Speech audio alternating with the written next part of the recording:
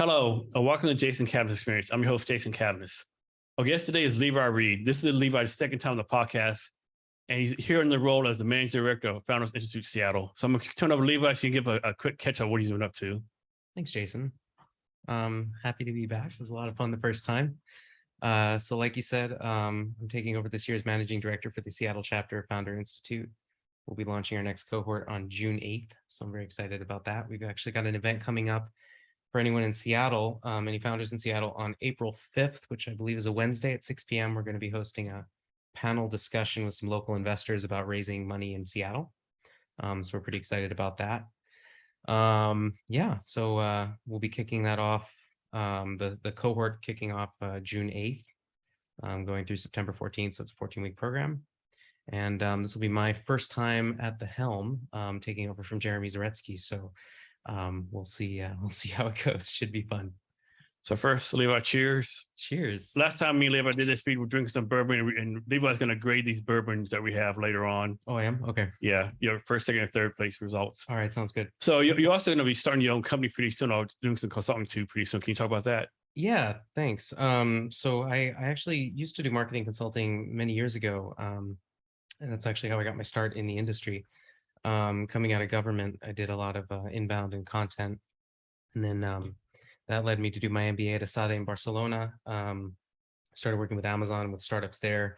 Ended up moving out to Seattle after that, and for the past 10 years or so, I've been doing product marketing, leading product marketing teams at Amazon, at some other companies, some startups, doing a lot of go-to-market work.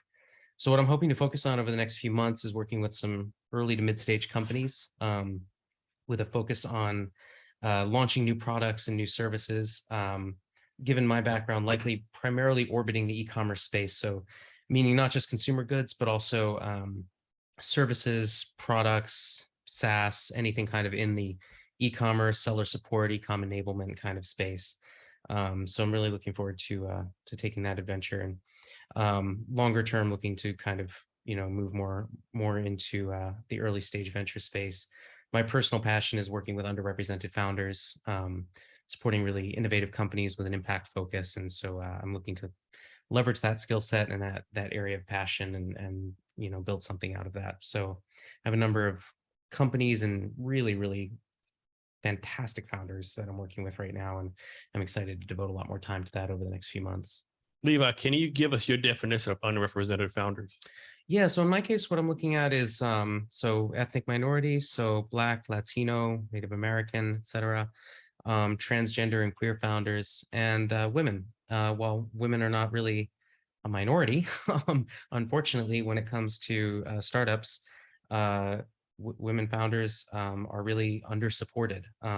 Last year, about 1.9% of VC dollars went to women founding teams, which is actually down from the previous year from 2.1%. And that's despite the fact that companies founded by women on average return 68% more than companies founded entirely by men. That always drives me crazy. Like, it's really, really nuts. To me, like, if you're how I say this correctly, if you're an investor, right, even you hate women, right, hate females, hate whatever, just for a business case, right? Like, you make more money when you invest in females. Yeah, I never understood that. It is a little mind-boggling. I think what it comes down to, I talk a lot about institutional bias, institutional prejudice. And what I mean by that is the factors that create these underrepresentations, right? These dichotomies that aren't necessarily tied to one individual's intentional behavior, but more a system of practices. So we look at, for example, we know that if you can get more investors from these communities with these backgrounds into play, then you see more money being routed towards these underrepresented founders.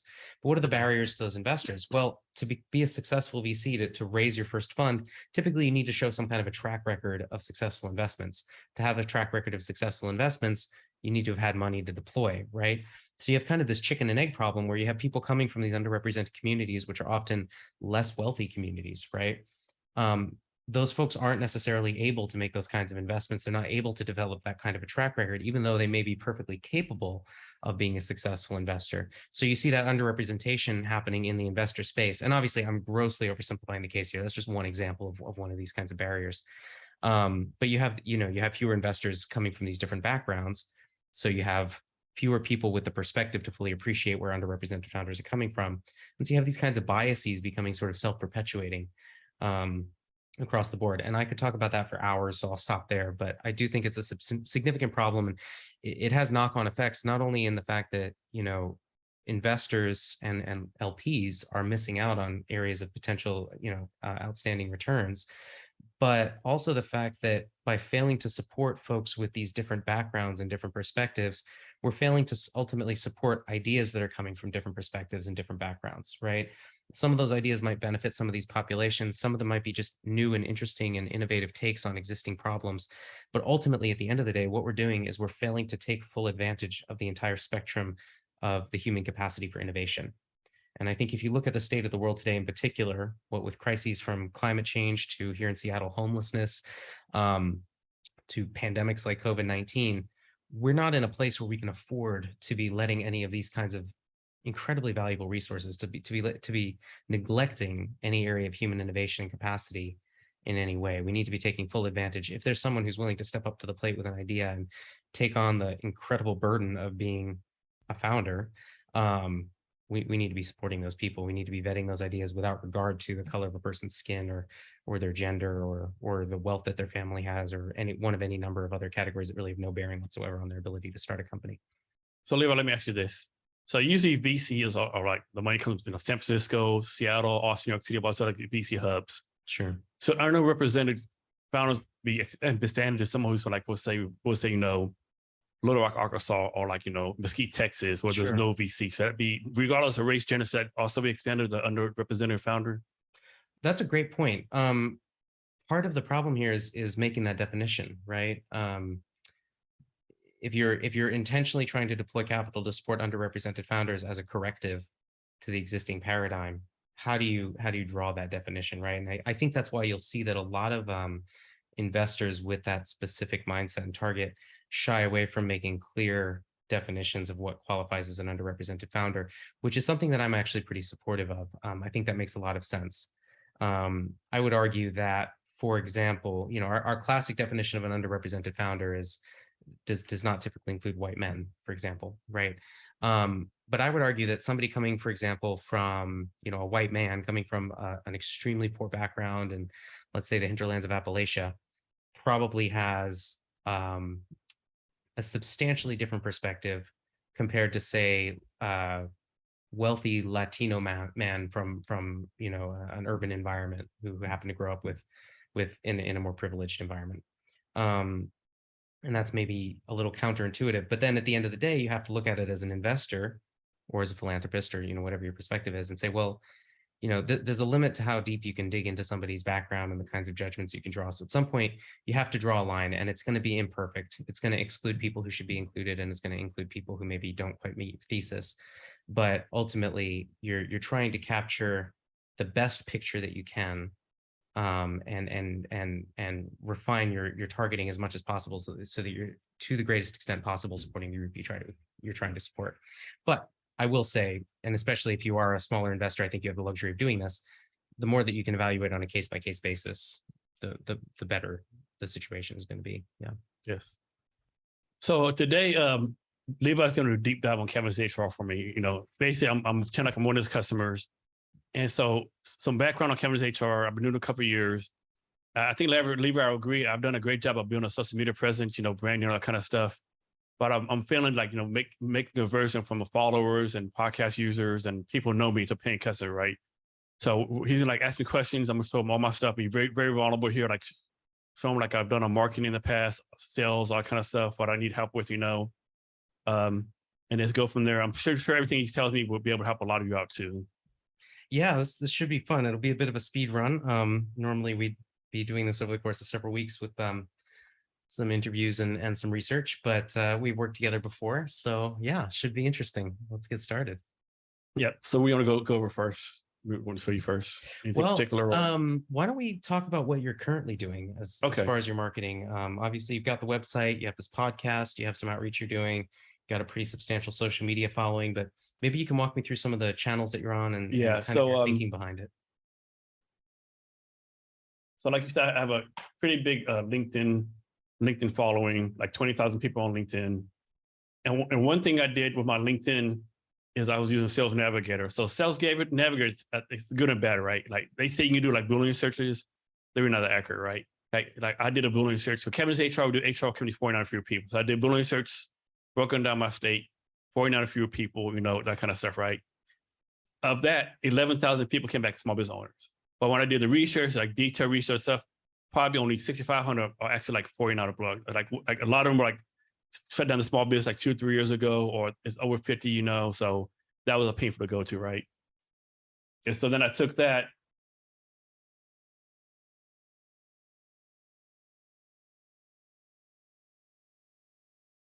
and uploaded all those leads to a sales platform called close.com.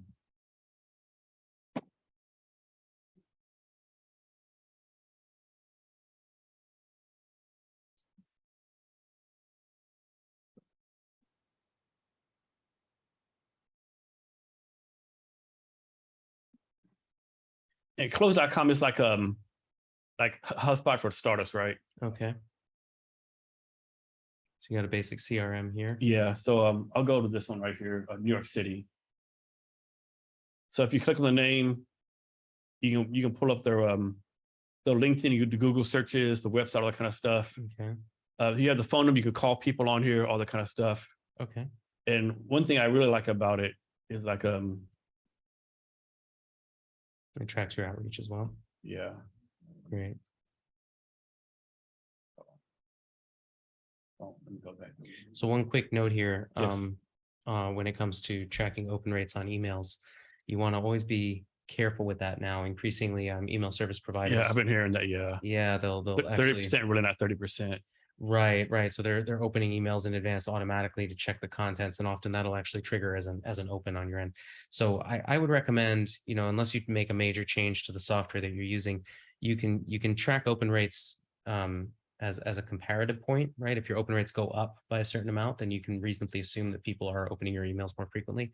But the number itself, I wouldn't necessarily trust in absolute terms. A 70% open rate does not necessarily mean that 70% of your recipients are actually opening. I mean, if I was Neil Patel or Gary Vee, yeah, I'd believe it, but me, no. And one thing I like about this, of course, keeping what you just said in stance, like these little envelopes, it shows that someone opened the email, right? Sure. So, like example, you send email secrets 5 times and there's no open envelopes. Well, maybe I don't follow up right because they're not paying attention, but maybe they do. Maybe I follow up with them, So it sounds like, so you've got the podcast that you're doing, you push that out over a number of channels, and then it sounds like LinkedIn is your primary channel for your outbound work. So you're directly searching for people, you're finding their information, then you're using close.com as your CRM to track your outreach. So that's more of a sales process. Are you doing any kind of paid media, like advertising, anything like that? No, not yet. That's one idea one of my people said we should start doing, like maybe something small, like either LinkedIn or Instagram, something like that. That's LinkedIn can be quite expensive, and there's some things I would dial in before necessarily going to LinkedIn, and we can get to that in a second. But no, I actually, with the caveat, I mentioned earlier, I cut my teeth in content and inbound, and that's where I tend to focus. So I'm maybe a little bit biased, but when it comes to paid media, I'm a fan of being very thoughtful, very careful, and maybe not necessarily doing it first thing. Yeah. I think it absolutely has its place. It can be super valuable, and we can talk about how, but I actually think it's a very good idea that you're not. So let me show you one more tour fast. So, okay. I think everyone knows, like, when you think you have to get people's emails right, LinkedIn is famous for not having the correct email, right? People say the college email stuff or whatever. So I use this tool called Wiza, Wiza.co. And basically, according to them, they don't get the emails from LinkedIn or Sales Navigator, get it from someplace else, right? Okay. And so I use that to get the actual emails. Got it. And also close.com does a good job of providing emails too. So I try to match. So in my mind, if the Wiza and close.com emails match, then it's probably a pretty reliable email. Potentially. Depends on if they're pulling from the same source. Then I didn't think about that. Yeah. One thing I like about Wiza, they say they don't proof on LinkedIn, right? But a lot of scrapers, they say we proof on LinkedIn. Like most people's LinkedIn emails are wrong as hell, right? So right, sure. So what is a typical process look like for you end to end in terms of getting a lead? You get on LinkedIn, you're running a search, you pull someone from there, you enter them into close.com. What happens for you after that? And then if I'm on the game, one problem I've had in the past, like losing momentum, losing focus, right? So everything is perfect world, Yeah, perfect world. Yeah. Ideal I'll situation. let's say I'll do a query on Sales Navigator or wherever, for we'll say Dallas, Texas, right? Sure. Um, pull those names, go to Sales Navigator, do a little Boolean search, pull those people down, and then put it into the close.com or the wizard, the emails. Okay. And then after that, I have a email sequence I send, which I've changed too many times, right? Okay. And I send an email sequence, and then I'll look at the open rates, like So what is that? Let's back up for a second there. What does that email sequence look like? How many emails? How frequently are you sending? I've had one time I did as many as 7, which is too much. Right now I think it's 5. I've done experimentation like send a total of 7, like Got it. like close.com, they have like a sequence to follow. I've done that before. Like I've done like 3 days, 3 days, 3 days. I know 4, 7. I've done all over the place, right? Got it. And one thing I fail to do is like, they say do A/B testing. Like, I hate to sound lazy, but I mean, I have time to do A/B testing, right? I know that's not the right answer, but No, that's fair. I mean, you're one guy. You can't necessarily do everything. But have you tried any other channels like link messages, cold calling, or are you sticking to just email? No, I need to do call calling. That's all I need to do next. You haven't done cold No. calling? And LinkedIn messages, haven't done that either. So I've done like Sales Navigator, but that's I hate to say it's crap, but like for example, InMail, you mean like no Sales Navigator messaging. Oh, got it. So the thing is, like, I don't like post. We're both on Sales Navigator. I send you a message, and then like I get rid of it. I lose all my messages. Cause I have times like where people like email me like, "Hey Jason, I just saw this. I don't really check my Sales Navigator messages. I have no idea who it is or whatever because everything's gone, right?" Yeah. I agree. I'm not a huge fan of the Sales Nav messages. I do like LinkedIn messages though. We could talk about that a little bit too. I definitely do that better. Okay, so we got a few things that we can chat about here then. I actually have a bit of software I might plug for you. I'm just starting out myself and I really like, but we can get to that in a second. All right, cool. So let's talk about your ideal customer profile then for a minute. I think that might be a good starting point. So that's your ICP. So you mentioned that you're doing these Boolean searches on LinkedIn Sales Nav. What are kind of the common criteria that you look for? What defines your ideal customer? So the ideal customer would be somebody with company 49 or fewer people. I'm sorry, how many? 49 or fewer people. 49 or fewer people. And they can't they don't have to be a tech expert. They can't be scared of tech, right? Like they can't be like, you have to print off all your handbooks. I don't want nothing in the cloud. Or how do you determine that they're not tech? Just talk to them, Okay. Stuff they're telling me, like I had one customer who wanted me like print out all the handbooks to them. One person like didn't want to do digital signatures because they want anything in pen ink, like. Okay. And also they have to know HR is important, right? They have to realize, HR is important, but they can't do it. For example, on my pitch deck, I talk about a lady named Anna. She started a small business. She quickly grew. She knew she didn't need help with HR. I remember that example. Yeah. So like that, like they know HR is important, but they don't have time to do it, and they can't afford to pay like HR person. What about any geographic targets, revenue, industries that you particularly focus on or that you rule out? No, not rule out anything. The one thing I keep on going back and forth on, I need help with so sometimes like, man, I need to focus on Seattle, right? To, validate everything. And plus like HR is different in different places. I don't have the time until the tech's ready to like build products manually for every location in the United States, right? But then again, sometimes like, man, maybe I need like go all across the United States to potentially get more customers and users, So it's something I go back and forth too much. What would you say is your core value proposition to these customers? What differentiates you from another HR service provider? So we're going to save them time and money in HR. Okay. Because small business owners, according to the SBA, they lose like $10,000 per small business employee per year. And then it's estimated small business owners like spend 25% on HR related items. Okay. So I have two thoughts here as far as advice goes. Firstly, for the ICP, I would think about refining that a little bit more. Like more niche down or? Yeah, drill down a little bit more. So there's a concept, especially with B2B, where we talk about establishing your beachhead market, right? And based on what you've described with your ICP, I don't see that you have a beachhead market. Okay. And what that means, what I look for with a business like yours in terms of identifying beachhead market is I want to see a clearly defined, relatively small population right, of potential customers. So that'd be based on industry or revenue or Well, whatever. it could be. And this is where, we would have a longer conversation, right, to determine kind of what characteristics make sense. So the example I always like to use, when somebody's thinking about their ideal customer, everybody always wants to think about the gender of the customer. Maybe not for B2B, but in consumer goods, for example.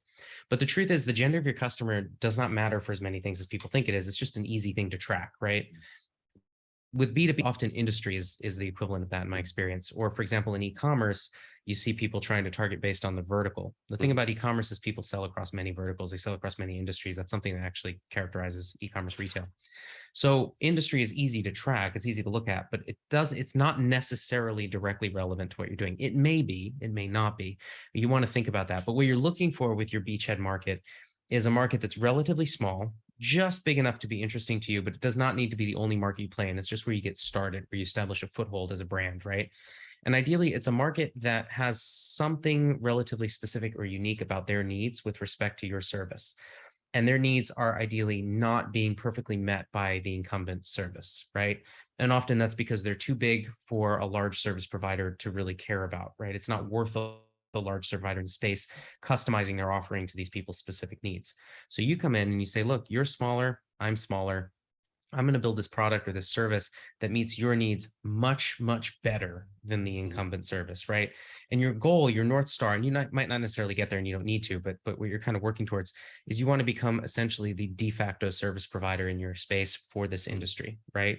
So when you find that specific industry, you want to get to the point where your service becomes a verb, right?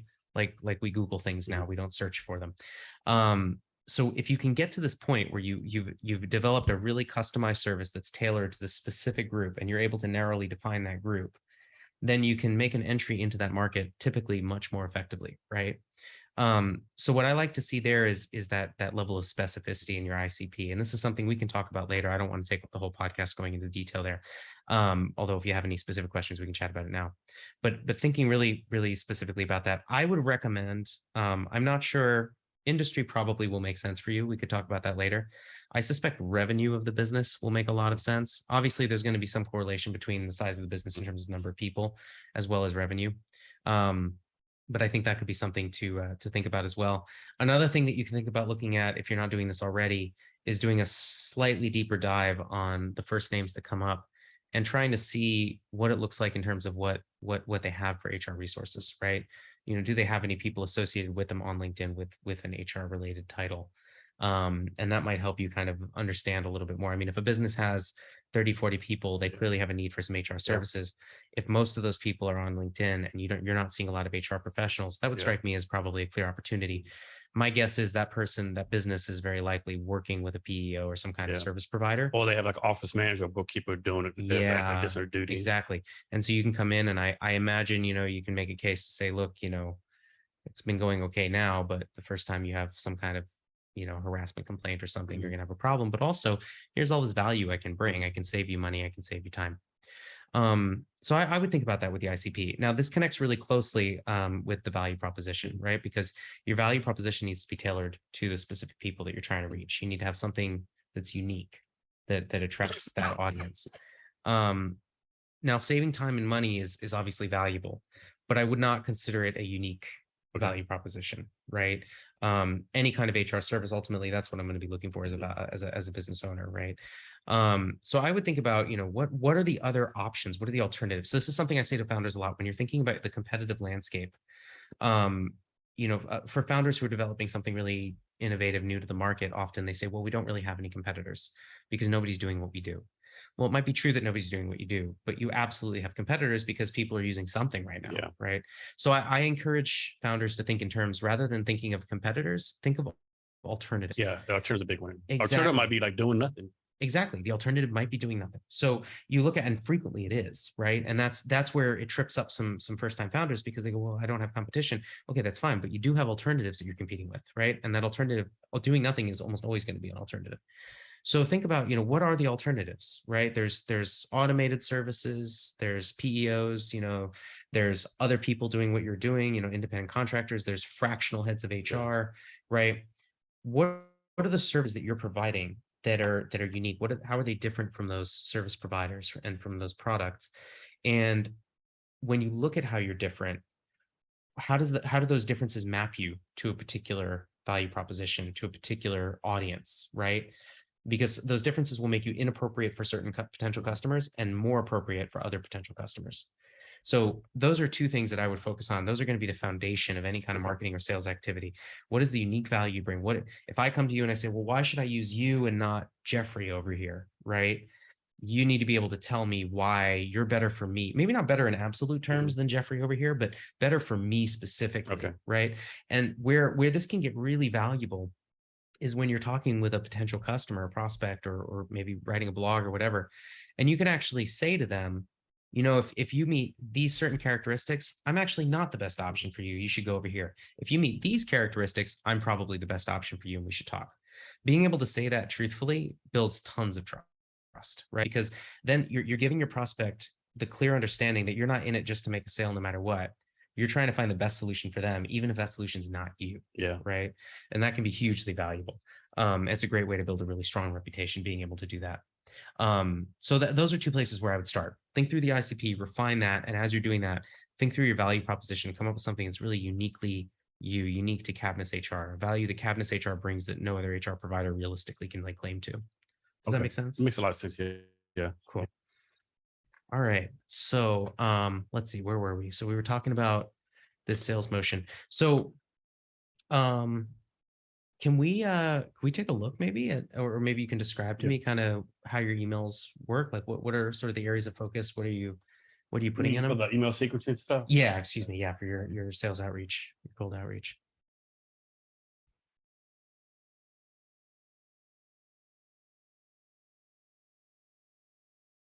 So here's one I did back on January 31st. Okay.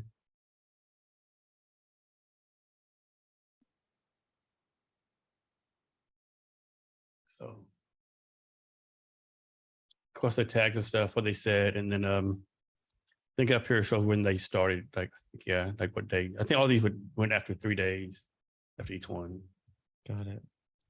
Well, I like that it's short. I like that you've got that statistic in there about the lower cost. I think that's great.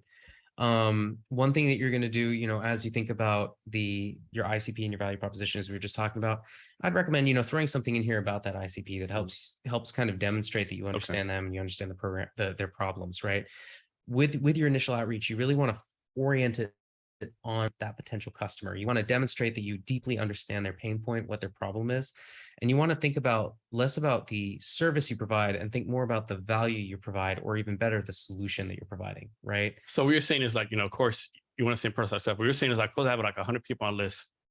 Don't send them the same emails, like each one of those 100 people, like first like email sequence. I think, you know, there's always a balance between scale and personalization, right? You can't necessarily go through and deeply personalize every single email. I might think about constructing a template and then, you know, having sort of placeholders where you do customize. So maybe there's a point where you reference the number of employees they have and that's customized, or something along those lines. Maybe you have multiple templates, and if they fall in one group, they get one template that's tweaked. And if they fall in another group, they get another template that's tweaked. You know, you want to find opportunities for efficiency, but more so that the general structure of the template should be focused on. You should be oriented on the customer. Right? One thing I try to do too, you know, I try to use Google Alerts. Like I'll type my company's name, Google Alert for ABC Towing Company. And of course, a lot of companies aren't on the internet, right? But like ABC Towing might get an award for best plane company in Tacoma, right? Sure. I'll send a message, or I'll try my best to do stuff like that too, you know. Sure. So like think of it this way. Let's say I'm pitching you, right? And I'm offering marketing services to try and expand your sales. I could send you a note that says, "Hey, Jason, you know, a lot of companies like yours, you know, you need revenue to grow, right? And it's a difficult environment out there. It's very competitive.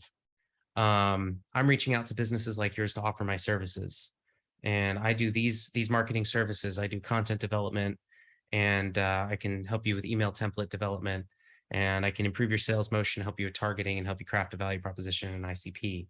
And I've got reasonable pricing, and you should talk to me about this."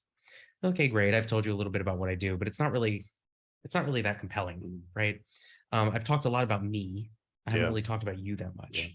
And what if I reach out and I say, "Hey, Jason, you've got an HR business and you're trying to do really good work for smaller businesses, but that means you need to reach out to a lot of different people in a really crowded space, and you're dealing with a lot of competition.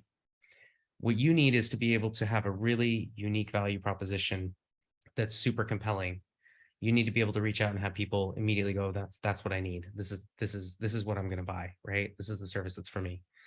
And then maybe I say something like, if you work with me, right, I can together we can make that value proposition. We can increase your revenue substantially. Maybe I give you an example of somebody else that I've worked with, right, or something that I've accomplished. But what I'm going to try and do with that outreach is, I think better what I'm writing, but I'm going to try and focus on you. I'm going to focus on what is your pain point, right? I'm going to understand that you're in a really crowded space. You need to stand out. You need to grow your revenue, right? Obviously, any business does, but you need to do so profitably, and you probably don't have a ton of time, right? So rather than tell you that I can do content creation and I can do inbound and I can do this and that, I'm going to say, I'm going to help you grow your revenue. I'm going to help you develop the unique perspective that you need, figure out your targeting and maximize your efficiency, and help you grow your revenue as efficiently and quickly as possible. So the first example was like feature-based. The second one is solution-based. Exactly. This is something you'll see. It's really common with SaaS companies, actually. A lot of newer SaaS companies have a tendency to focus on the feature, and that can be really frustrating for the user because the user doesn't necessarily want to be an expert in whatever it is you do. They want you to be the expert, right?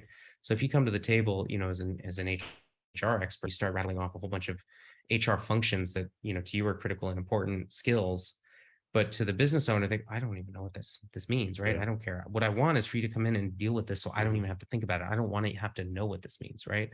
So talk about what the end result is, right? What's the end solution? So if I come in and I say, look, I'm going to help you build an effective marketing program that gets you the revenue that you're looking for, gets you the leads you're looking for, and we're going to do it, and it's going to be painless for you, right? That's a lot more compelling than me coming in and saying, look, I can do great content development, I can do great advertising, and I can do this and that and the other thing, right? So exactly what you said, solutions-based, keep it focused on the customer, keep it short. There's a really great tool for doing exactly this called Lavender that I really like. Okay, Lavender. So, I've heard of that yeah, before. startup themselves. Couple guys who run it. They do great content online. I actually think they're a really good example of how to do really great content as well. So you can check out what they do on LinkedIn and what have you. But the service is excellent. I've used the tool myself. I love it. It's fantastic. So definitely recommend that. And there's other solutions like it if something else works better for you, but they're basically AI writing tools that help you kind of optimize what you're doing. Things like, using simpler language, keeping it shorter, keeping Here's a question for you. Proposition. Those are almost literally meanings of sales and marketing tools. Like, how do you personally figure out which one to use and not use? Because obviously you don't have time like A/B test every tool out there and figure it out. I would say it's a combination of availability, what's right in front of me. That's one of the things I think when content marketing is done really well, you're available, you're in front of people, right? Because you're a source of information and a source of value. So they're already going to you.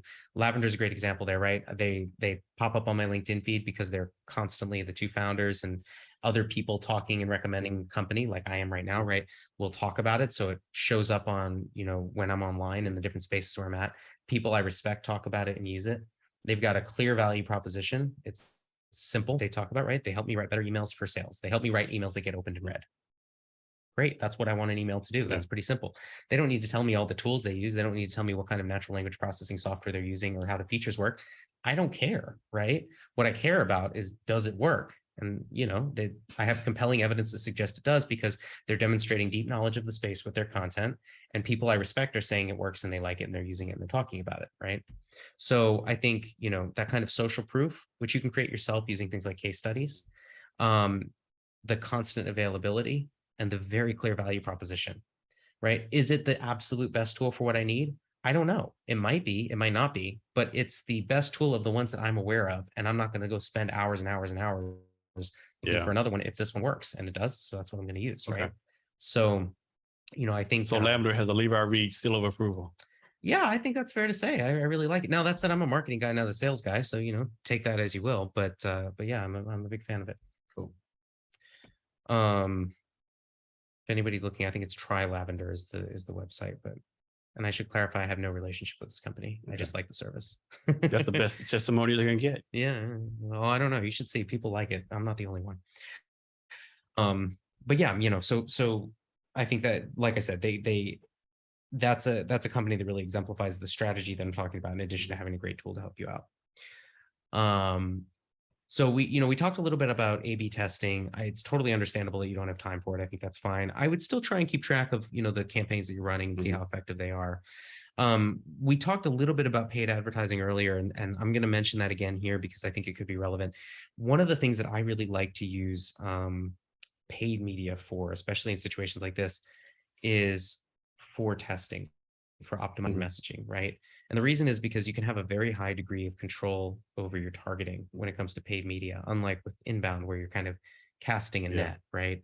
And so what you can do is, let's say you're refining your ICP and you have a hypothesis that there is, in fact, a major difference between industries in terms of how they're going to respond to your value proposition. So you take industry A, you take that group, and you take industry B and you make a group. And then you run your messaging through advertising on both, right? So you build out a simple, let's say, a Google search ad, or maybe it's a LinkedIn ad, whatever.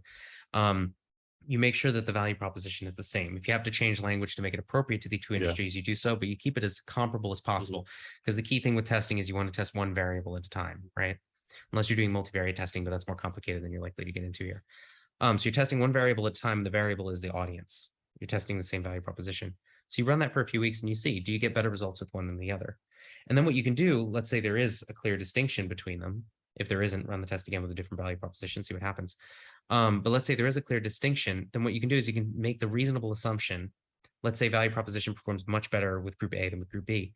You can say, okay, this value proposition works better with group A than group B. Now, if you really want to test it on some different groups. And if it continues to hold true, then maybe your value proposition, right?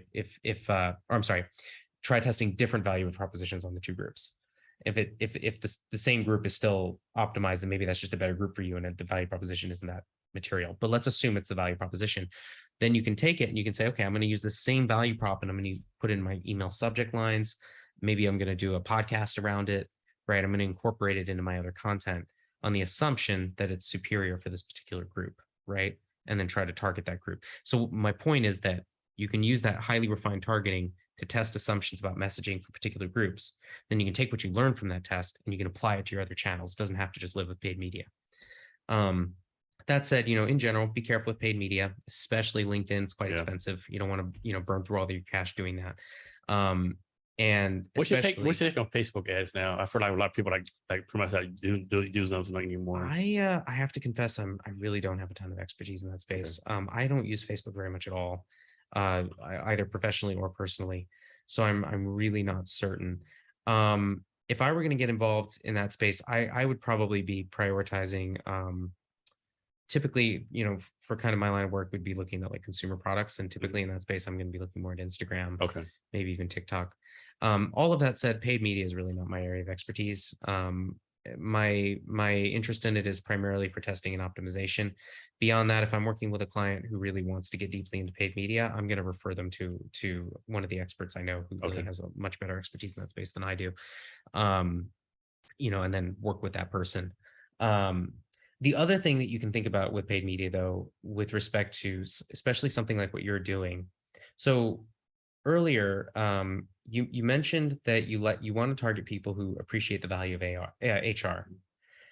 I would flip that slightly and say maybe you can make people appreciate HR, right? You're already heavily invested in inbound content. You're putting all this time and effort into a podcast like this one. That can be a really important demand gen tool, right? By helping people understand why HR matters, why they should care about it, right? For a lot of people, HR is a vitamin. It's not a painkiller. And people are much more motivated to take a painkiller. That's a good point. Vitamin, right? It's a good way to put it. So what you can do, I'm stealing that terminology, but I love it. It's really useful. What you can do through your content is help them understand, like, here's why HR is important in ways that you might not have thought about. Here's how it affects your business in ways you might not have thought about. If you're not doing your HR correctly, here's the ways it might be harming you invisibly and you don't even know, right? Here's how doing HR correctly could help you save substantially on costs, right? If you have high employee turnover, for example, some clear potential benefits right there. If you have case studies, you put those case studies forward. But you invest in that content, that education, right? And it does two things. It's a demand gen tool, right? It's helping people understand the value of the service that you're providing and why it's important. But it's also establishing you as an expert, right, with deep expertise in the space, which helps build trust, and that's super important. So to get back to the paid media piece, I would, if you decide to explore that space, I would encourage you to think about paid media as an option, not just to drive traffic to an immediate conversion, right, to purchase your service, but also to drive traffic to that organic content, right? You start a blog, you're on the podcast, you get people over there. The reason I like this in particular for B2B is because a B2B sale is typically complicated and lengthy, right?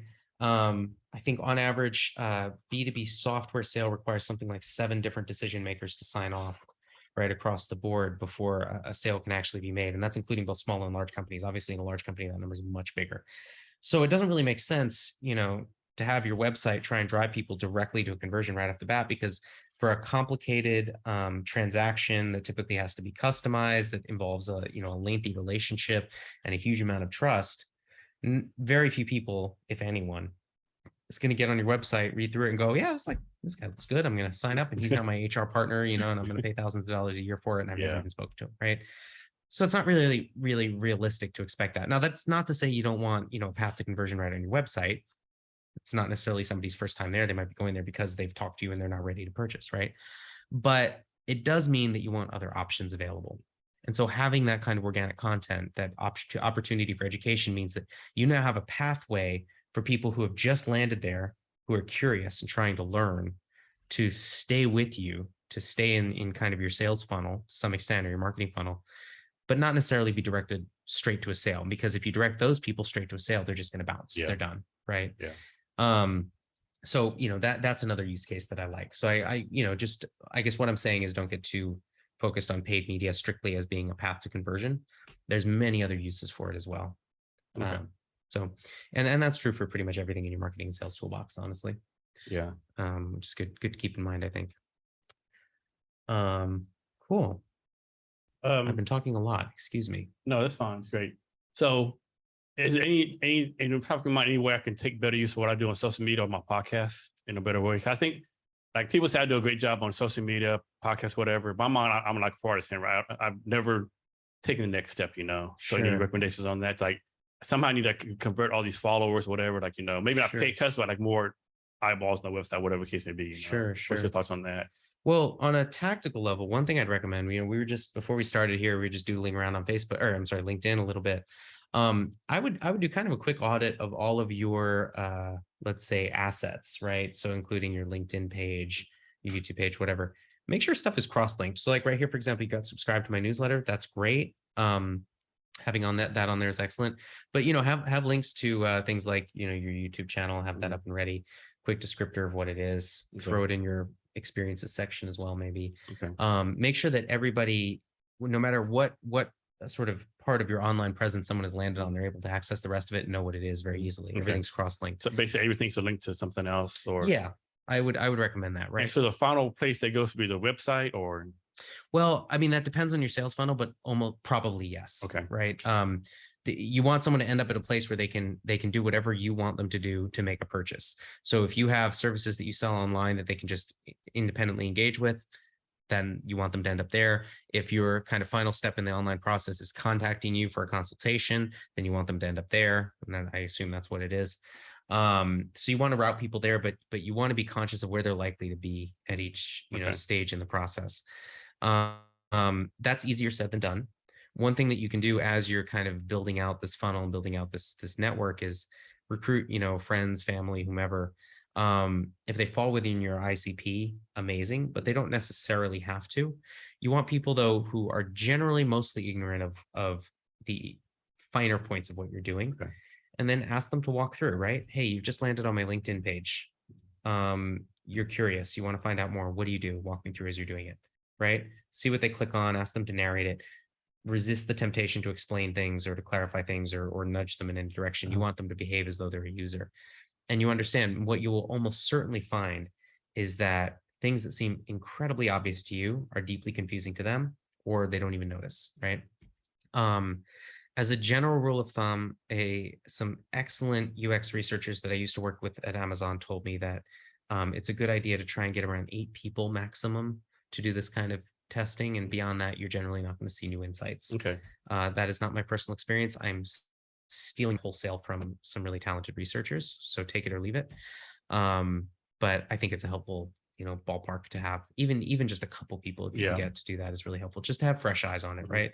As I'm sure you well know, if you're deeply embedded in something and deeply experienced with it, it's very difficult to see it from a fresh point of view. But yeah, so you want to kind of link all that stuff together, and then what you want to do after you've kind of thought a little bit more about your ICP and your value proposition is make sure that that's flavoring pretty much everything you've got, right? When you talk about what it is you do, who you are, what your business is, who you're appealing to, be really clear and crisp on that stuff. Make sure you're speaking to those people directly and using that value proposition. Now, sometimes this can be a little nerve-wracking, especially for a younger business. There's always that temptation to say, no, I don't want to close off these opportunities by narrowly focusing on this group. I want to, be an opportunity for everyone, or I know that I can actually provide great services to this larger population, right? Even though I'm focusing on this one. So I want to keep the door open there. I would caution you to try and resist that urge as much as possible, because it waters down your message and it makes it less pointed. It's better to be an extremely appealing, like the ideal option to a small group than a possible option for a large group. And I had a wonderful physical illustration of this not long ago. I was talking to a startup that I work with, and they were saying how they've been doing a lot of conventions and conferences recently in their industry. And they've gone to some really big industry leading conferences throughout North America recently. And they said, we're actually thinking we're going to stop doing those. And I asked why. And they said, well, yes, there's a ton of people there. There's a lot of industry leaders there, and we can meet some interesting folks. But because it's such a big conference and all of the largest companies in our space are there, we're usually kind of relegated off to the side. We don't get as much traffic as we'd like, even though we get more traffic than we do at the smaller conferences. But the people who do come by, because everybody in the industry is there, only a tiny proportion of them are actually looking for what we do. And there's a ton of other people doing what we do too. Whereas when we go to the really smaller specialized conferences in specific niche areas relevant to what we do, or in geographic areas, relevant to us, we get much less traffic, but a way higher proportion of the people who come by are actually interested in what we're doing. Way more high quality leads. And we get better leads out of it. Yeah. And I think it's more obvious when you're at a conference and you're actually seeing all the people walk by. You don't get the benefit of that online, but the same thing is happening, right? And those people are all walking by when you cast your net really wide, and they're going, yeah, well, you blend into the background. They don't see you anymore. When you really stand out, you're doing this one specific thing, people notice you, right? Even if it's to notice you and go, oh, that's not right for me. But you want to be noticed. That's the really important thing. And you want to make sure that you click with those people for whom you're exactly the right service, because this will have knock-on benefits too. You'll get better, higher quality leads, and likely more of them, the more specific you are. I mean, up to a point. But you're also most likely, you're going to provide better service to those people. So for an ongoing service like yours, where you're looking at, AR, recurring revenue, you're likely going to have lower churn rate because you're going to be a much better solution for them. They're not going to want to leave. But you're also going to have much better word of mouth. And word of mouth is about the gold standard, right? When it comes to marketing, that's where you see the most trust. You're not putting a lot of expense into it, right? It's essentially free. And it's also incredibly effective. It's also really valuable because the people who come in by word of mouth marketing, because they're getting a direct recommendation from someone who's actually using your service and making a decision based on that, they're also much less likely to churn. So not only are they higher value, they're also probably a much higher lifetime value as well, and they're lower acquisition costs. It's just a win-win-win situation across the board. So developing those kinds of, I like to call regenerative flywheels for acquisition, super, super valuable, right? And that all starts with a clear, specific, narrow ICP, ideal customer profile, and a clear, unique value proposition that's directly linked to that ICP. Everything comes from that. Your messaging, your positioning, right? It all flows from that. Your sales motion, your marketing funnel, right? It all comes from that. But that foundation, that clarity is where you need to start. When doing like email sequencing or send out emails in general, is there a limit where you say, okay, they haven't answered in 4, 5, 7, whatever it is, and stop emailing them, but they're not going to pay, or is that, or just follow up until they unsubscribe or tell you leave them the fuck alone? I mean, there's all kinds of approaches here and all kinds of schools of thought. My preference is to do something on the order. Let's say you're starting with email, right? Maybe because it's easiest, maybe because you feel that's the best channel for your target audience. I would recommend going for something like maybe 3 emails. Okay. But before giving up on that group, I would try another channel, right? So maybe that's a cold call, maybe it's a LinkedIn message, maybe it's both, right? I would also stagger the cadence. So for example, you might start with the first email, You might follow up a couple days later, right? Because sometimes what happens is people look at the email, they're interested, but not interested enough to, actually do anything. So you follow up with the second email, and that'll kind of click and get it over, and you can hit them with two different, subjects essentially, right? Or two different calls to action. For example, the first one might be, check out this relevant blog or something like that. And the second one might be, hey, was that interesting to you? Would you be interested in setting up a call? Hypothetically, right? Then maybe you try the third one. Hey, haven't heard anything. Don't want to pester you, but is there any chance you'd be open to a conversation? Whatever path you try to take there. And then, give it a few days. I would probably give it a bit of a longer break after that. And then try something else. Try the LinkedIn message, try the cold call. In general, I probably wouldn't do more than, and this is really just a rough rule of thumb, and everything is different, or everybody's different, but maybe 5-6 touch points at most. Okay. And then I would pause it. Now, that said, I wouldn't necessarily consider it a dead lead there. Now, if somebody's unsubscribed or clearly indicated they're not interested, dead lead, move them out, right? But if not, especially if there's a suggestion, we talked earlier about how you can't really rely on email opens as reliable. But if you are seeing email opens, that does mean it's possible they're opening it. If you've got any tracking pixels on there or anything to check for, scroll depth or click-throughs or anything like that, especially if you see that the person's clicking through and going to visit your blog or whatever the call to action is, that's an interested lead. So if they're still not responding, right, maybe you put them kind of in cold storage for a while. And then you follow up a few months later.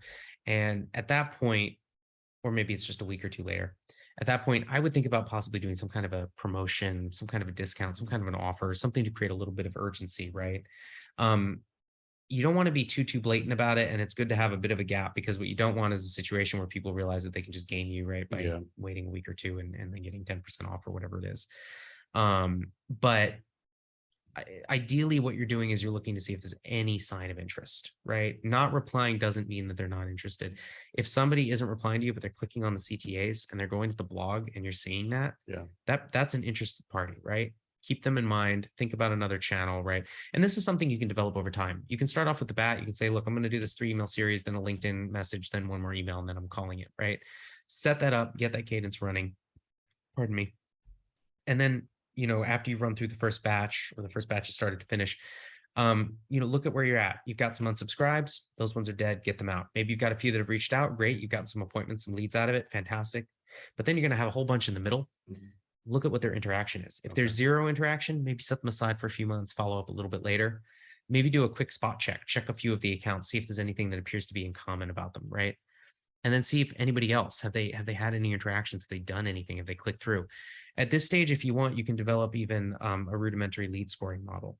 And a lead scoring model at this stage, I mean, just a simple one is basically assigning some kind of a value to people based on the characteristics that make you think how likely they are to convert ultimately. So you might look at demographic characteristics, how closely do they match your ICP? And you might also look at behavioral characteristics. Have they engaged with you in any way? Have they done anything? So anyone, your absolute gold standard is an inbound lead, someone who comes to you without being directly reached out to and expresses interest, filling out a form, signing up for your newsletter, or even better, reaching out and setting up an appointment. Gold standard, top of the line, drop everything else, talk to those people. And you would not believe, Jason, how many companies I have worked with who do not have a good process in place for taking care of inbound leads and don't even realize that they're getting them. It is phenomenal. But those are your absolute most valuable, right? They've taken the energy, they've done the legwork to come to you, not the other way around. They're going to be the most interested, the most engaged, and also the lowest acquisition cost. So make sure you've got a plan in place for those folks. Next up are the people whom you've done some outreach to and they respond favorably and they get back to you, they talk to you, they set up an appointment, whatever, super valuable. Then your next tier are going to be the people whom you've reached out to. They're not engaging with you directly, but they're clicking through, they're doing something, they're engaging indirectly, right? And then your last ones are the people who are not really engaging at all, but haven't fully opted out. Then you've got the people who've opted out. Those are kind of the broad buckets I would think about, right? And then you can get as complicated or as simple as you want here. If you use a platform like HubSpot, they've often got automated processes for lead scoring, right? You can set up your own rules there. And should you do a different segmented email type based on those buckets? So at that point, I would say it depends on your bandwidth, right? If you've got a marketing so the answer is no. Okay, so ideal world, yes, absolutely. In practice, maybe not. So in practice, maybe what you're doing is you're saying, okay, I'm making sure that those inbound leads, I'm getting back to them, I'm reaching out very quickly. I've got a 24-hour SLA. If I get an inbound lead, I'm getting back to them within 24 hours, come hell or high water, right? And then kind of cascade down from there. Maybe the folks who are kind of engaged but aren't doing much, you put them on ice, right? You put them in your CRM, you tag them some way. I'm going to follow up with those guys later when I have some time or when I get a marketing manager on board. But for right now, I've got these inbound leads I need to follow up with. I don't have time for those guys right now. Maybe you develop an email list later that you just send out whenever you come up with a new blog or a new podcast episode. You just push it out to them. They can unsubscribe if they want, but if they seem like they've demonstrated some engagement, maybe they'll like that. Maybe they'll appreciate it. Just make sure those people who have actually engaged with you, those top 2 tiers, they get the attention. You don't want a single one slipping through the cracks, right? I guess what you don't want to do, you don't want to send an email to someone, they open it up at 9 in the morning and you call them at 9:02 in the morning, right? You don't want to do that, right? I wouldn't do that, especially because if you're basing it on opening an email, you don't know if they actually opened the email, right? Yeah, I got to remember that.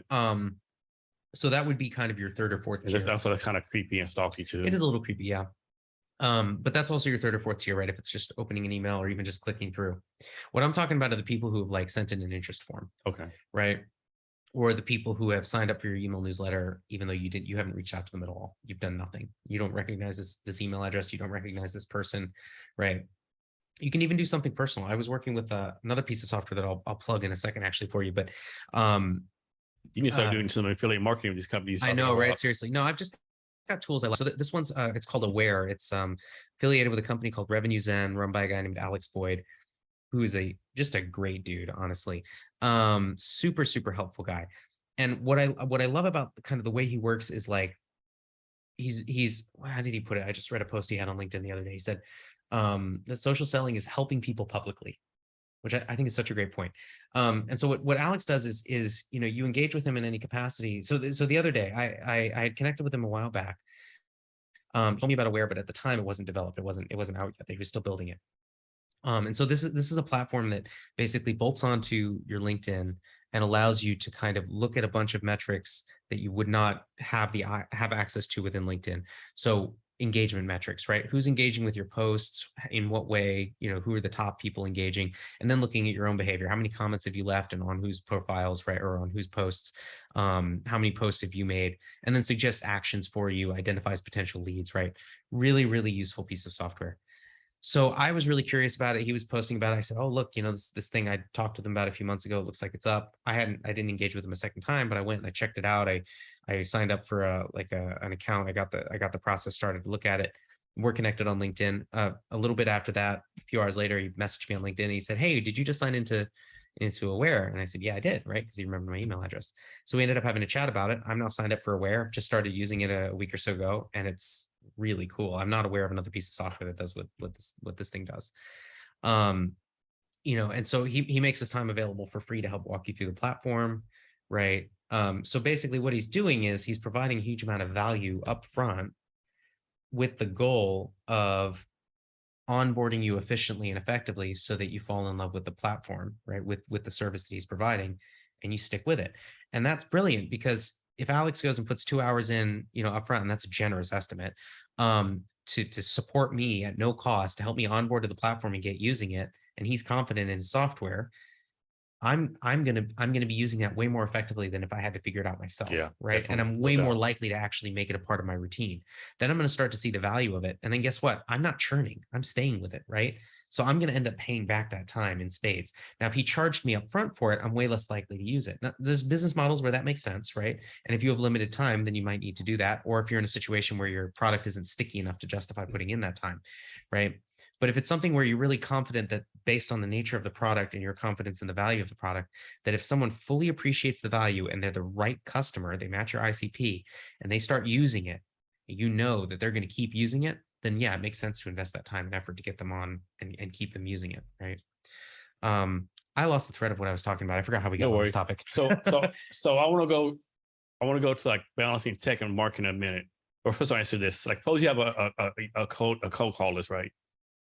You don't know these people from Adam, but you have this list of phone numbers to call. Yeah. Should you like this? I know some people say just go ahead and call them. Some people say, you got to warm up some kind of way. Is it a benefit that's cold call someone that they're your ICP, of course, but they don't know you, don't know them. You have to phone them some kind of list you got, whatever the case may be. What's your take on that? Okay, short answer, yes. Longer answer, I've got another caveat, which is, cold calling is an ancient art and science.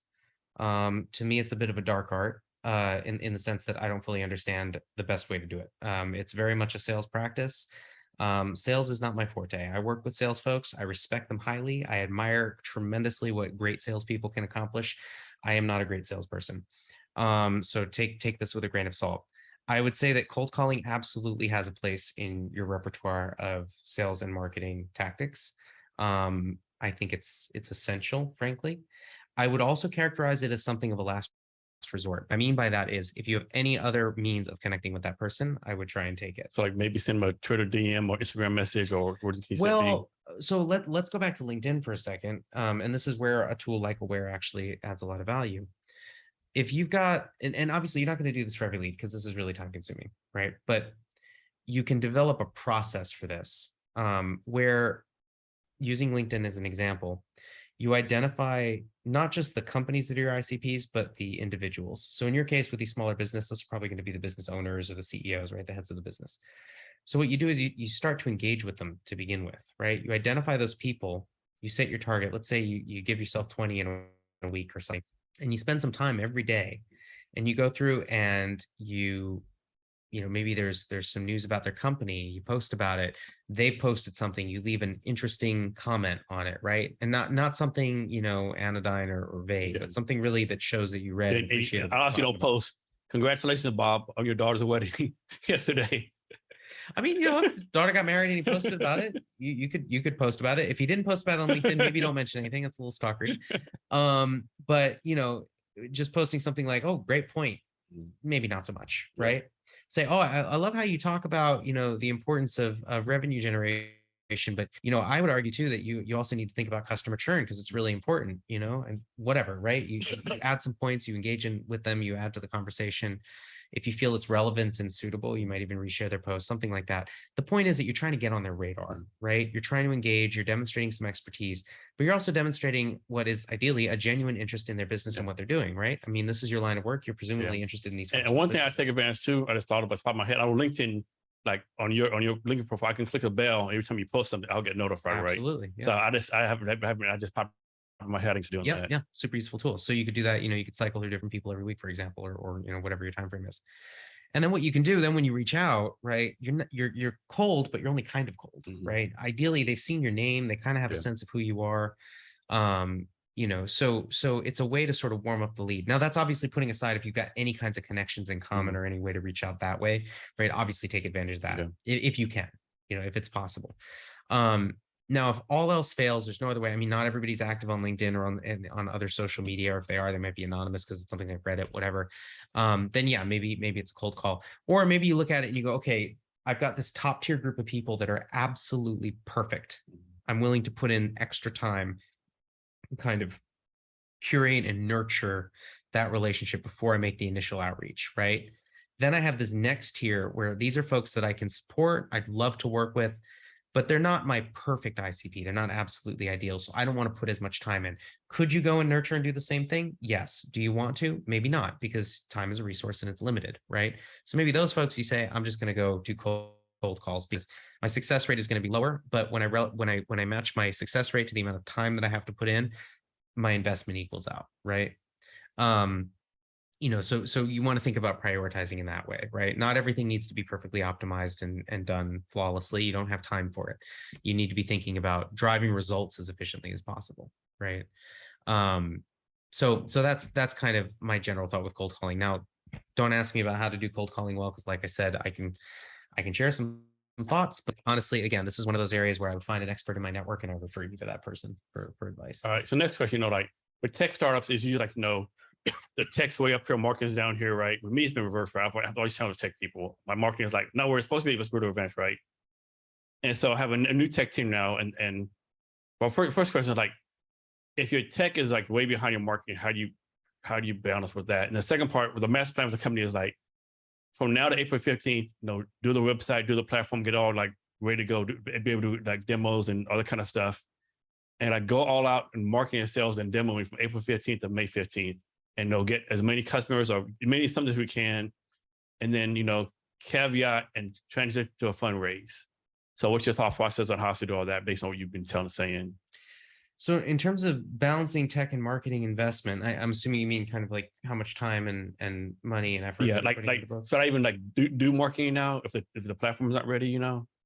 I mean, that's kind of that's a really a case by case situation, I would say. So I know some people say it doesn't matter if you have a platform already, you can still get sales, still get users, still get whatever, you know, but like, well, I guess to that I would say, can you, right? yeah, If you have a path where you feel that you can do that, like you don't want a situation where you're investing a ton of time into your marketing and sales, and then you have someone come up and go, "Cool, I'm convinced. You look super valuable. I'm ready to buy," and you go, "Oh, you can't yet. I don't actually have a product. You got to wait yeah, a month." That person's not coming back, no, right? yeah, You've destroyed trust, but also you've just totally destroyed the momentum and yeah, any sense of urgency. So you don't want to be in that yeah. situation, I right? agree. Now that's not necessarily to say that you can't do any kind of marketing. Maybe what you can do, I've worked with folks who have, for example, they're super passionate about a space. They're trying to build out a product or a service in that space. But in the interim, they're blogging about it. They're talking about it. Maybe they're meeting with people in the industry. Maybe they're doing a podcast, right? I have a really brilliant guy that I worked with a while back who was in the cannabis industry. And he was thinking about different types of cannabis startups that would build on tech platforms for cannabis retailers. While he was doing that, he was building out this miniature media empire, right? A newsletter and podcast, and basically just interviewing folks in the industry. Ended up actually building out a company based entirely around that. But at the time, what we were discussing was, if you have the opportunity to do that while you're building out some kind of a tech platform, you're not selling a product. And actually, that's kind of where your advantage is. You don't really have anything to sell. All you're trying to do is get attention. Yeah. And attention is really what marketing is all about, right? And sales, honestly, it's what a lot of business is about, but we don't need to get into the philosophy of it. So what he was doing was taking advantage of the situation where he didn't yet have a product to attract attention and build relationships. So he's building relationships with people in the industry. He was using those relationships to create valuable and unique content, leveraging, interviews with CEOs of cannabis companies and whatnot. So this is interesting to people in the industry who are exactly his target audience. It's unique content, and he's building relationships with the people, not just his readers, but the people he's interviewing as well, because it's fundamentally kind of flattering, right, to be asked to do that. Yeah. So he had this huge value. Now, like I said, he ultimately translated that into a media company, which he actually exited successfully not that long ago. But had he moved forward with his original plan to build a tech product, he would have been ideally positioned to do so because he would have built up a trustworthy brand, right, that was known for adding interesting, unique content, adding value, and adding expertise into the space. So he was already seen as someone trustworthy, expert, interesting, and had relationships built up. He had valuable attention, right? So if you have a path to something like that, and I would argue that you personally, I mean, given, your podcast and everything, then I would say leverage it, right? You're not necessarily driving people to a sale, but you're adding value, you're adding interesting conversations, you're adding unique content, and ideally add some, I hate using this phrase, but for lack of a better term, some thought leadership around your area of expertise, right? Yeah, and that's HR. what I try to do each podcast, some kind of way, There you go. And so I definitely recommend that. And so that way, you can attract some attention, you can get that built up. And then when you get to the point where you go, hey, by the way, audience, I now have this product or service or both, right? The audience feels that they have some sense of who you are, what you do, your level of expertise. They have some trust built up because you've demonstrated that you know what you're talking about and you're adding value. So when you come forward with a product, it's kind of a natural extension of that. Okay. So I do think that there's a lot of value there. Now, that said, when it comes to the balance of investment, what you really don't want is to put so much time in all that marketing as one person, time and money. You've built up some great trust, you've gotten some great attention, you've got a great reputation, great expertise, and you got a shitty product. Yeah. Right. Because then people are going to go using, oh, what the hell, right? And now you've just kind of blown all of that, right? So there is a balance. What's the saying? Lipstick covered pig or something like that, or putting lipstick on a pig or something like that. Yeah.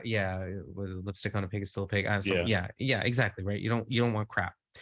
But one of the things that you can leverage, and if you take this approach, right, is if you can build kind of that two-way conversation with your audience, and also just look at what content resonates with them, you can understand more deeply what it is they need and what they want, and then you can translate that into building the product. And this is actually, on a personal note, why I love product marketing so much, because it's a function that really sits between the marketing roles and the product roles, as the name suggests. And done correctly, it gives you an opportunity to be sort of this two-way communication conduit between both of those disciplines, right? So you're in a situation where you can look at what marketing and sales are doing, what's working, what isn't, what do customers like, what do they dislike?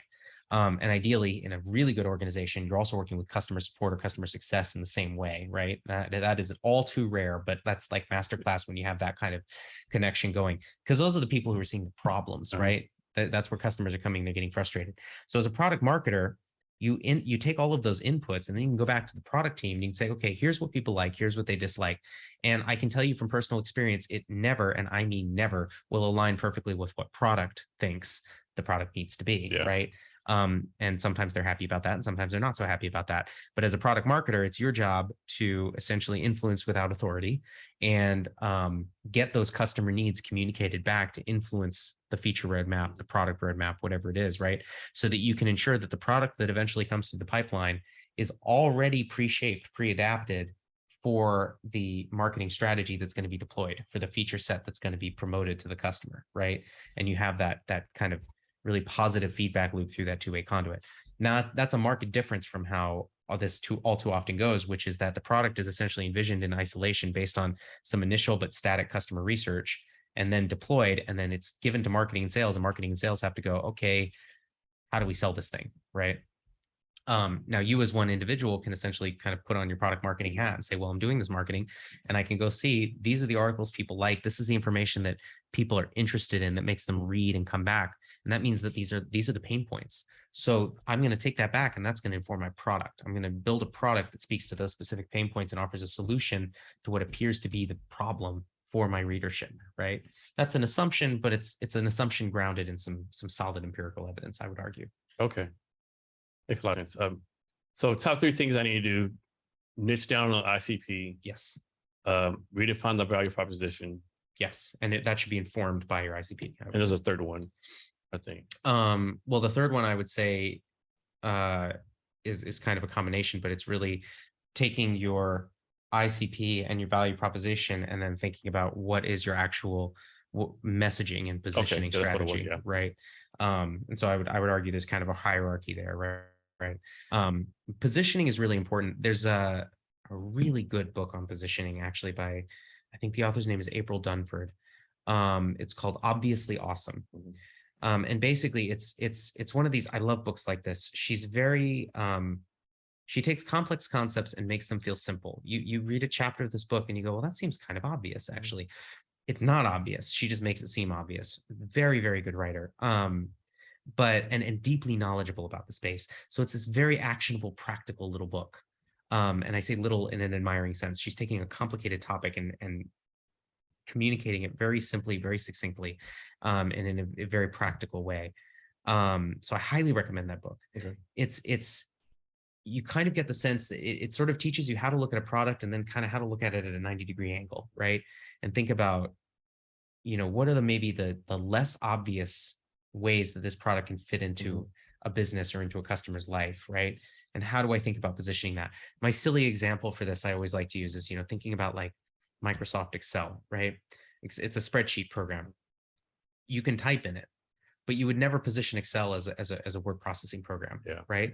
Yeah, you can write in it, but it's not realistically, it doesn't have the feature set that you would look for, right? You're also not likely to really position it as a replacement for a calculator, even though it absolutely could be, right?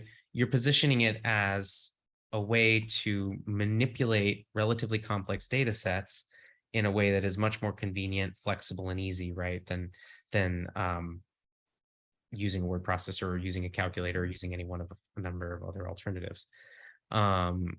But I think positioning is a critical but often overlooked component, because too frequently when companies go to market, they are operating on a set of assumptions about their product positioning, and they've never really stress tested those assumptions.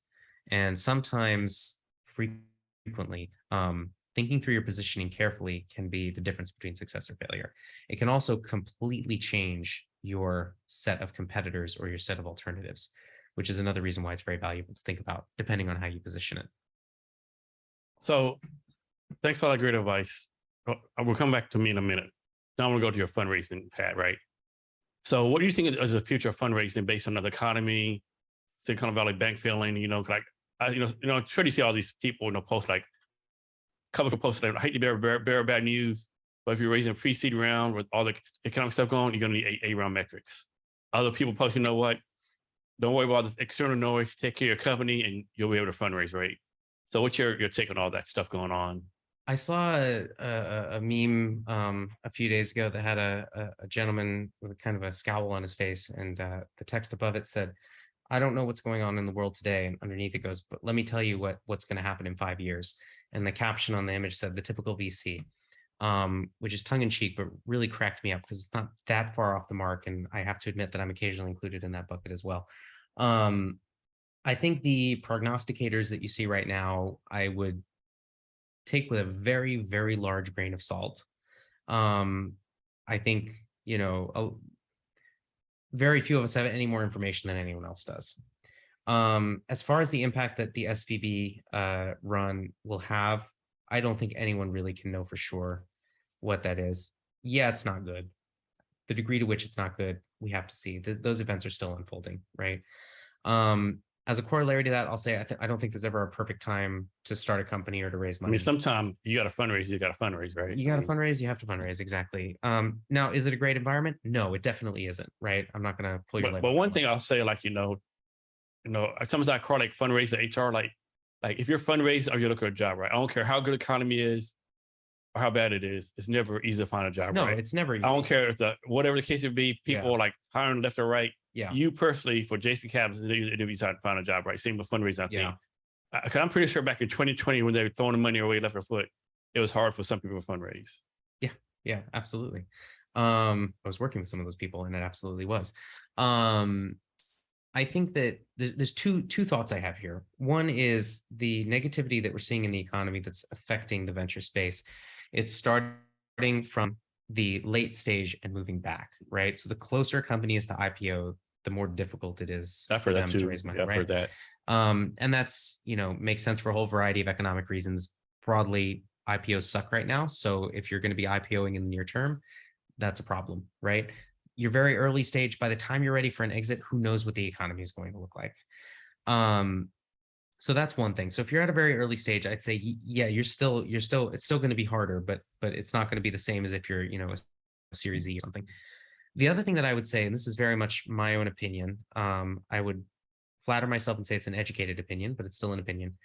I think that, in the past few years, what we've seen are some pretty ridiculously inflated valuations. And combined with that, as a direct corollary with that, we've seen a huge focus, a dramatically overstated focus, in my opinion, on growth at all costs. And I think that's why we've seen all of these massive duds of IPOs and exits in the past few years. The big fad for SPACs as a means of kind of dodging the public markets to float is, I don't know if it's a symptom or a cause, but it's definitely tied up in that whole mess.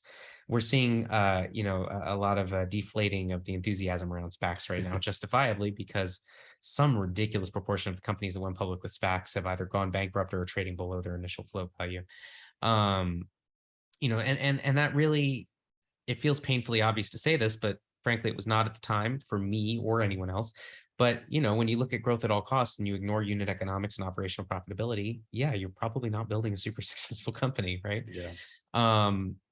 So what we're seeing now is in funding, right? Investors are increasingly looking more and more at whether the company has a path to profitability, to self-sustainability, right?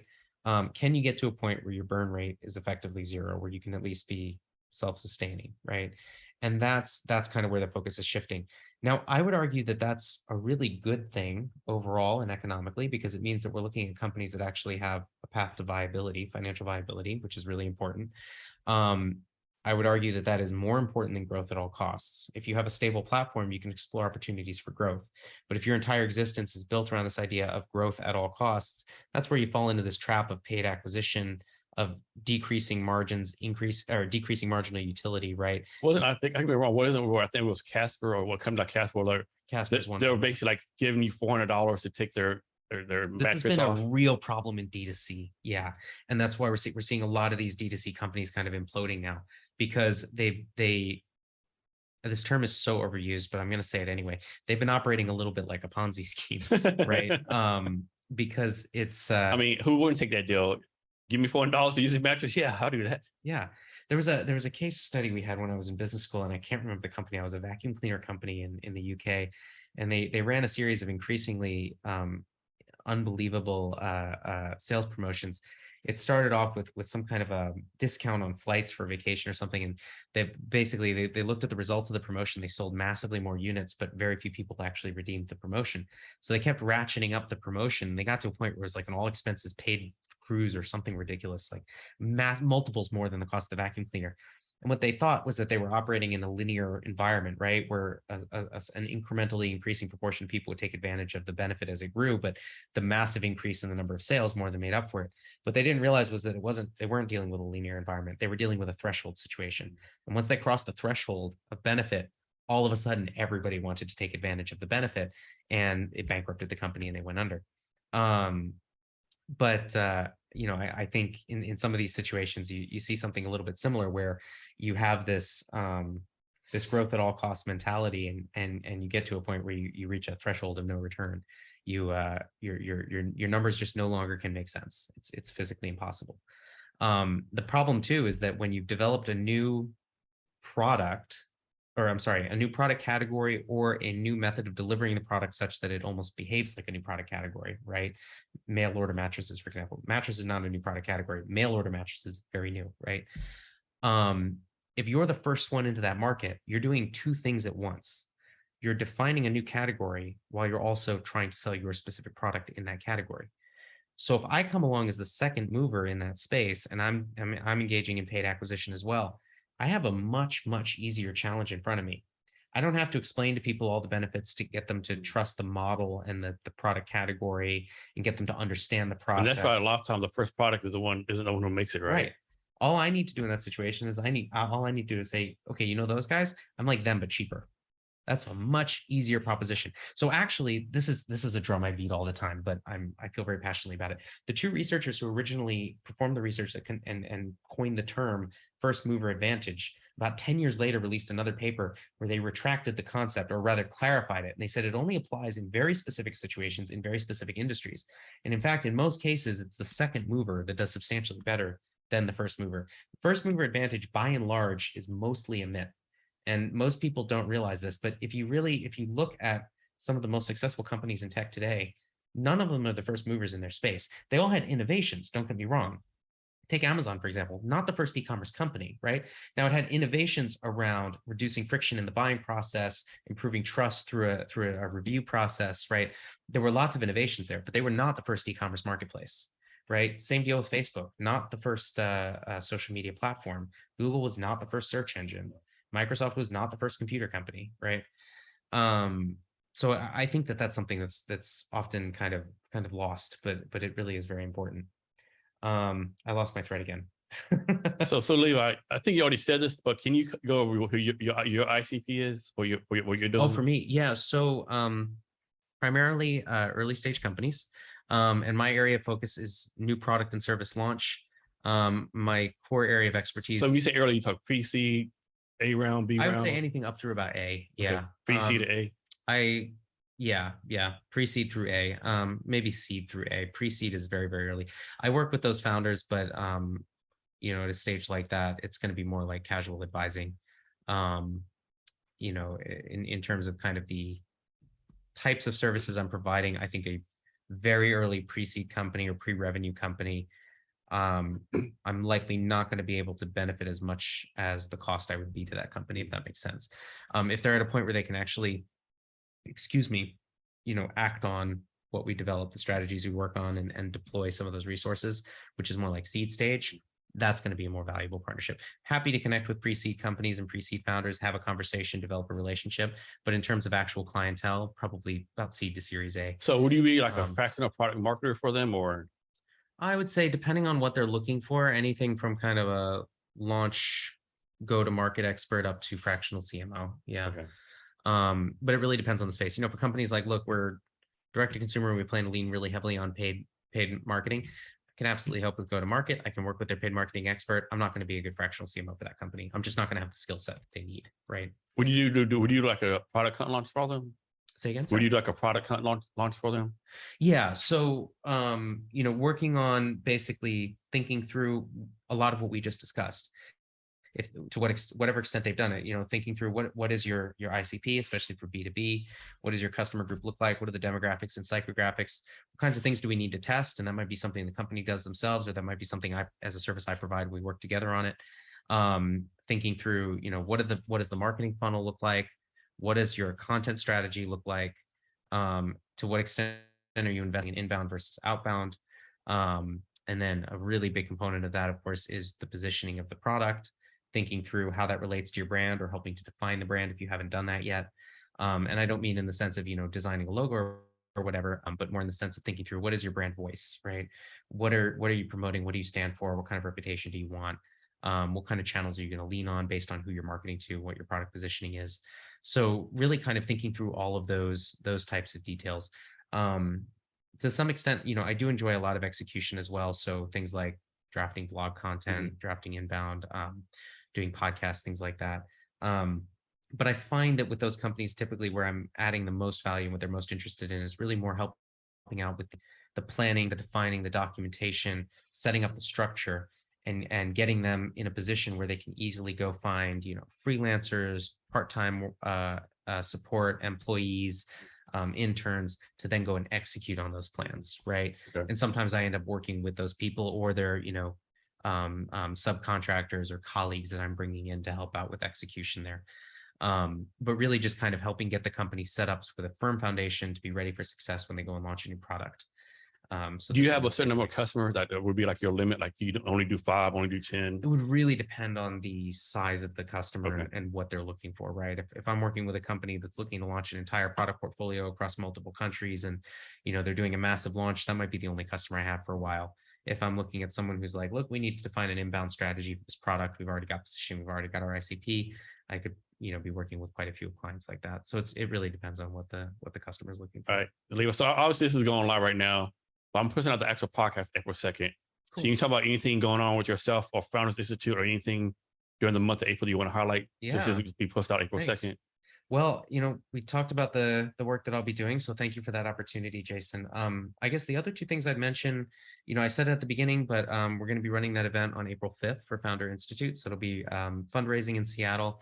I would say even if you're not in Seattle, it's going to be pretty interesting. We're going to have some great guests or panelists, some investors from the area.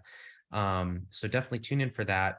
I'll be sharing more information about that through LinkedIn. You can also find it. The event will be going live in the next few days on fi.co, the Founder Institute website.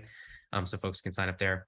And then the other thing I would mention, I had talked earlier how a big area of focus for me is working with, in particular, underrepresented founders at an early stage. One of the things I'll be doing in my work is offering deferred pricing models or equity and fee-based services to make my services more accessible to a lot of those types of companies. But I'm also just really interested in connecting with folks who are kind of working in that space. So people who are, in kind of ecosystem enablement, especially with a focus on underrepresented founders at the early stage. So, think like venture studios, accelerators, that kind of thing. Folks who are interested in that space, maybe looking to do something in that space in some way, whether it's investment or, building out, support in some way, like I said, like through an accelerator or something like that. I love connecting with people who have an interest in that space, who are working in that space. So I definitely encourage anyone, with that kind of interest, that kind of focus, to reach out to me. I'd love to chat. Cool. So Levi, before you get out of here, any last minute advice or wisdom, anything you want to talk about?